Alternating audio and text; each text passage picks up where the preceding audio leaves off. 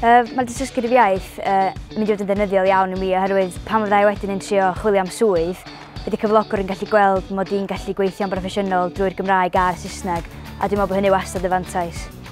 Dwi'n meddwl fydd y tystysgrif sgil iaith o fydd i lawr i fi. Dwi'n meddwl bod yna wbeth ychwanegol sgynnoch chi ar CV. Dwi'n meddwl bod hwnna'n mynd i fod yn helpu chi yn y dyfodol ar ôl graddio i trio cael swydd. Dwi'n meddwl lle fydd yn fanteisiol i rywun sy'n chwilio. Os ydy cyflogwr yn chwilio am rywun dwyieithog, dwi'n meddwl fydd o'n hwb mawr i fi lle, gobeithio anyway. Bydd cael graf yn y gwyddor heddlu a wedyn ei rhan hwnna trwy'r Gymraeg wir yn helpu trio ffyn y swydd yng Nghymru. Achos fi'n trio ymuno nawr dy Special Constables yn Dyfed Powys a mae hwnna wedi helpu yn anferthol. Wrth fod ar brofiad gwaith, fi'n teimlo rwy'n ennill sgiliau cyfathrebu gyda'r cleifion.